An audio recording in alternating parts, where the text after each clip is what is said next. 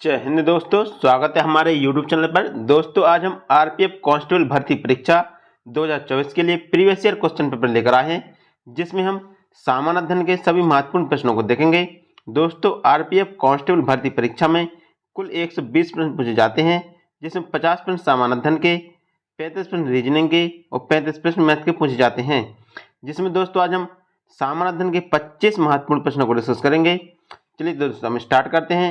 हमारा पहला क्वेश्चन है, निम्न में से कौन एक प्रसिद्ध गायक है? इसे पूछा गया कि कौन एक प्रसिद्ध गायक है। इसका ऑप्शन है पंडित जसराज, जाकिर हुसैन, बिक्कू विनायक राम, पालघाट मणिक अय्यर। तो इसका राइट आंसर होगा पंडित जसराज। पंडित जसराज जो एक प्रसिद्ध गायक हैं। तो इसका राइट आंसर ऑप्शन ए होगा। दोस्तों पंडित जसराज के बारे में थोड़ी जानकारी प्राप्त करते हैं। पंडित जसराज भारत के प्रसिद्ध शास्त्रीय गायकों में से एक हैं। उनका संबंध हिंदुस्तानी शास्त्रीय संगीत के मेवाती घराने से है। तो इसका राइट आंसर ऑप्शन ए होगा। हमारा अगला क्वेश्चन है, भारत का राष्ट्रीय गीत वंदे मातरम के रचयिता निम्न में से कौन है? इनमें पूछा गया कि भारत के राष्ट्रीय गीत वंदे मातरम के रचयिता निम्न में से कौन है। इसका ऑप्शन है शरत चंद्र चट्टोपाध्याय, सुरेंद्रनाथ बनर्जी, रविन्द्रनाथ टैगोर या बंकिम चंद्र चट्टोपाध्याय। तो इसका राइट आंसर होगा बंकिम चंद्र चट्टोपाध्याय। भारत के राष्ट्रीय गीत वंदे मातरम के रचयिता बंकिम चंद्र चट्टोपाध्याय थे। तो इसका राइट आंसर ऑप्शन डी होगा। हमारा अगला क्वेश्चन है, ललित कला अकादमी किसके संवर्धन के लिए समर्पित है? इसे पूछा गया कि जो ललित कला अकादमी है वह किसके संवर्धन के लिए समर्पित है। इसके ऑप्शन है नृत्य एवं नाटक के लिए, साहित्य के लिए, संगीत के लिए या ललित कला के लिए। तो इसका राइट आंसर होगा ललित कला के लिए। ललित कला अकादमी ललित कला के लिए समर्पित है और इसकी स्थापना 5 अगस्त 1954 ईस्वी को भारत सरकार के द्वारा की गई थी। तो इसका राइट आंसर ऑप्शन डी होगा। हमारा अगला क्वेश्चन है, निम्न में से कौन सा मौलिक अधिकार अल्पसंख्यकों के हितों के संरक्षण की बात करता है? इससे पूछा गया कि कौन सा मौलिक अधिकार है जो अल्पसंख्यकों के हितों के संरक्षण की बात करता है। इसका ऑप्शन है शिक्षा का अधिकार, शोषण के विरुद्ध अधिकार, संस्कृति एवं शैक्षिक अधिकार, संवैधानिक उपचारों का अधिकार। तो इसका राइट आंसर होगा संस्कृति एवं शैक्षिक अधिकार। संस्कृति एवं शैक्षिक अधिकार है जो अल्पसंख्यकों के हितों के संरक्षण की बात करता है। तो इसका राइट आंसर ऑप्शन सी होगा। हमारा अगला क्वेश्चन है, भीलों के लिए प्रसिद्ध लोक नाटक का नाम क्या है? इससे पूछा गया कि भीलों के लिए प्रसिद्ध लोक नाटक का नाम क्या है। इसके ऑप्शन है स्वांग, रम्मत, गबरी या तमाशा। तो इसका राइट आंसर होगा गबरी। गबरी भीलों का एक प्रसिद्ध नाटक है। तो इसका राइट आंसर ऑप्शन सी होगा। हमारा अगला क्वेश्चन है, संगम योजना का उद्देश्य निम्न में से क्या था? इससे पूछा गया कि संगम योजना का उद्देश्य निम्न में से क्या था। इसके ऑप्शन है नदियों की सफाई की व्यवस्था, विकलांगों की सहायता, शुद्ध पीने का पानी की व्यवस्था या सांप्रदायिक सद्भावना को बढ़ाना। तो इसका राइट आंसर होगा विकलांगों की सहायता। संगम योजना का मुख्य उद्देश्य विकलांगों की सहायता करना था। तो इसका राइट आंसर ऑप्शन बी होगा। हमारा अगला क्वेश्चन है, भारतीय संविधान का कौन सा अनुच्छेद मानव के क्रय विक्रय तथा जबरदस्ती मजदूरी कराने के बाद प्रतिबंध लगाता है? इसे पूछा गया कि भारतीय संविधान का कौन सा अनुच्छेद है जो मानव के क्रय विक्रय तथा जबरदस्ती मजदूरी कराने पर प्रतिबंध लगाता है। इसका ऑप्शन है अनुच्छेद 23, अनुच्छेद 24, अनुच्छेद 26 या अनुच्छेद 32। तो इसका राइट आंसर होगा अनुच्छेद 23। अनुच्छेद 23 मानव के दुर्व्यवहार और बलात्श्रम पर प्रतिबंध लगाता है। इसके अंतर्गत मानव के क्रय विक्रय तथा जबरदस्ती मजदूरी कराने पर प्रतिबंध लगाया गया है। तो इसका राइट आंसर ऑप्शन ए होगा अनुच्छेद 23। हमारा अगला क्वेश्चन है, संविधान के किस अनुच्छेद के तहत भारत का राष्ट्रपति अध्यादेश जारी कर सकता है? इससे पूछा गया कि संविधान के किस अनुच्छेद के तहत भारत का राष्ट्रपति अध्यादेश जारी कर सकता है। इसका ऑप्शन है अनुच्छेद 123, अनुच्छेद 121, अनुच्छेद 125 या अनुच्छेद 127। तो इसका राइट आंसर होगा अनुच्छेद 123। भारत का राष्ट्रपति अनुच्छेद 123 के तहत अध्यादेश जारी कर सकता है। तो इसका राइट आंसर ऑप्शन ए होगा। हमारा अगला क्वेश्चन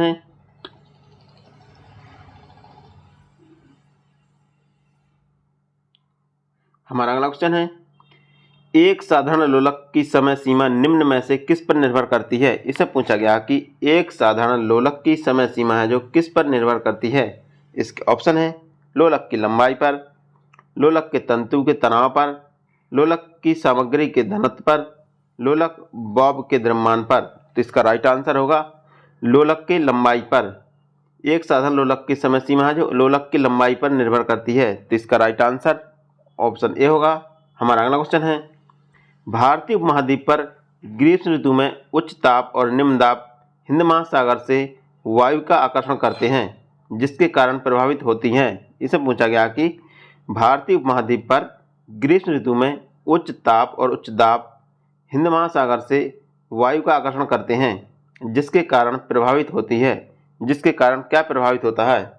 तो इसका ऑप्शन है दक्षिण पश्चिम मानसून, दक्षिण पूर्वी मानसून, पश्चिमी हवाएं या व्यापारिक हवाएं। तो इसका राइट आंसर होगा दक्षिण पश्चिम मानसून।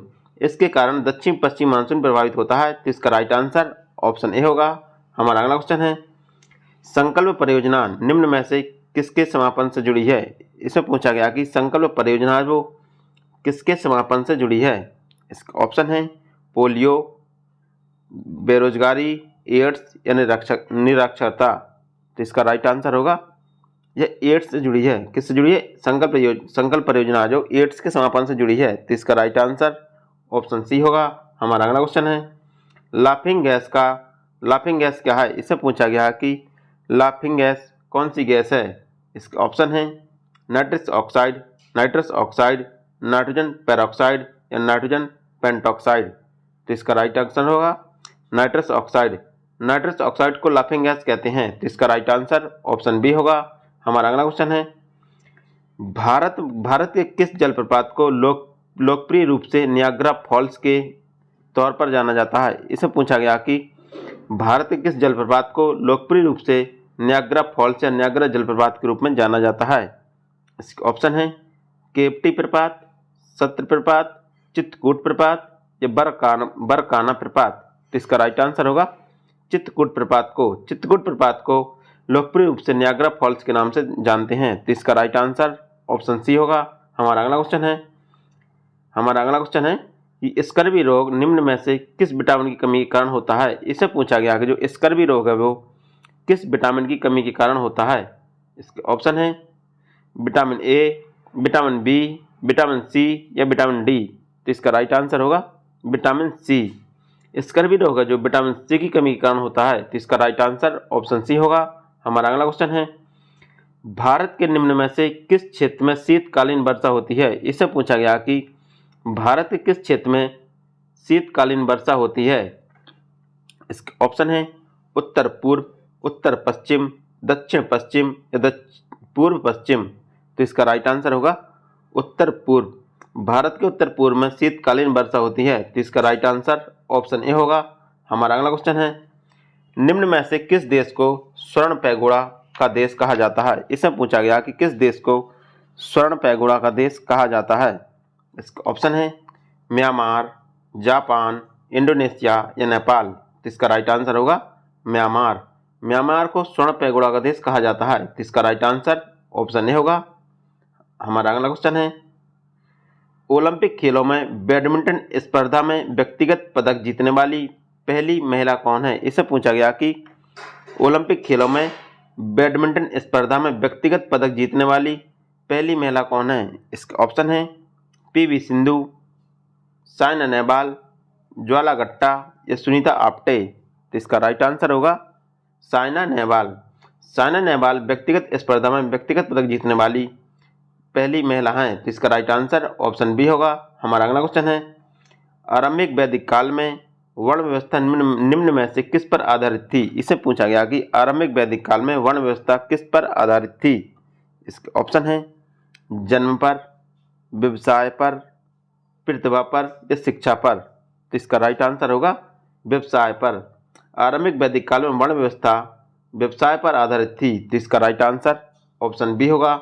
हमारा अगला क्वेश्चन है, सरोद में कितने तार होते हैं। इससे पूछा गया कि सरोद में कितने तार होते हैं। इसका ऑप्शन है 19, 24, 8 या 6। तो इसका राइट आंसर होगा 19। रसोद में 19 तार होते हैं या 19 तंतु होते हैं? तो इसका राइट आंसर ऑप्शन ए होगा। हमारा अगला क्वेश्चन है, करो या मरो का नारा निम्न में से किसने दिया था? इससे पूछा गया कि करो या मरो का नारा निम्न में से किसने दिया था? इसके ऑप्शन है भगत सिंह, सुभाष चंद्र बोस, महात्मा गांधी या चंद्रशेखर आजाद। तो इसका राइट आंसर होगा महात्मा गांधी। करो या मरो का नारा महात्मा गांधी ने 1942 ईस्वी में दिया था। तो इसका राइट आंसर ऑप्शन सी होगा। हमारा अगला क्वेश्चन है, निम्न में से कौन सा लोक नृत्य राजस्थान से संबंधित है? इससे पूछा गया कि कौन सा लोक नृत्य है जो राजस्थान से संबंधित है? इसके ऑप्शन है झोरा, सुईसिनी, विधि या राउफ।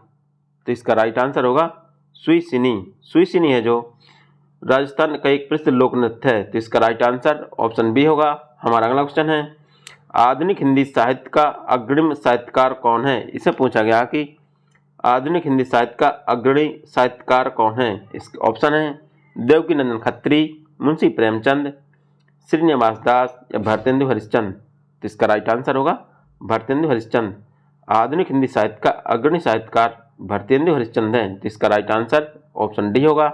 हमारा अगला क्वेश्चन है, निम्न में से किस राष्ट्रीय नेता ने वर्ष 1983 में कन्याकुमारी से लेकर दिल्ली के राजघाट तक पद यात्रा नामक मैराथन दूरी पैदल तय की थी? इसे पूछा गया कि किस राष्ट्रीय नेता ने 1983 में कन्याकुमारी से लेकर दिल्ली के राजघाट तक पद यात्रा तय की थी? तो इसका ऑप्शन है चंद्रशेखर, पीवी सिंह, लालकृष्ण आडवाणी, रामविलास पासवान। तो इसका राइट आंसर होगा चंद्रशेखर ने। पूर्व प्रधानमंत्री चंद्रशेखर ने 6 जनवरी 1983 से लेकर 25 जून 1983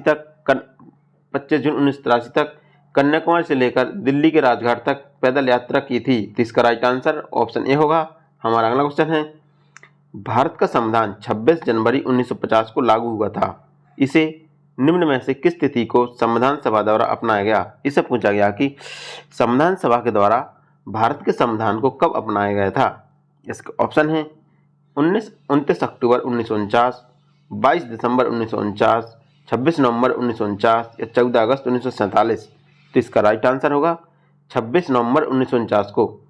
भारत का संविधान सभा के द्वारा 26 नवंबर 1949 को अपनाया गया था। तो इसका राइट आंसर ऑप्शन सी होगा। हमारा अगला क्वेश्चन है, अनुसूचित जनजाति के संरक्षण के लिए एक क्षेत्र को अनुसूचित क्षेत्र के रूप में घोषणा करने की शक्ति निम्न में से किसके पास है? इसे पूछा गया है कि अनुसूचित जनजाति के संरक्षण के लिए एक क्षेत्र को अनुसूचित क्षेत्र के रूप में घोषणा करने की शक्ति किसके पास है? इसका ऑप्शन है भारत के राष्ट्रपति, भारत के प्रधानमंत्री, भारत के उपराष्ट्रपति या राज्य के मुख्यमंत्री। तो इसका राइट आंसर होगा भारत के राष्ट्रपति। एक क्षेत्र को अनुसूचित क्षेत्र के रूप में घोषित करने का अधिकार केवल राष्ट्रपति के पास है। तो इसका राइट आंसर ऑप्शन ए होगा।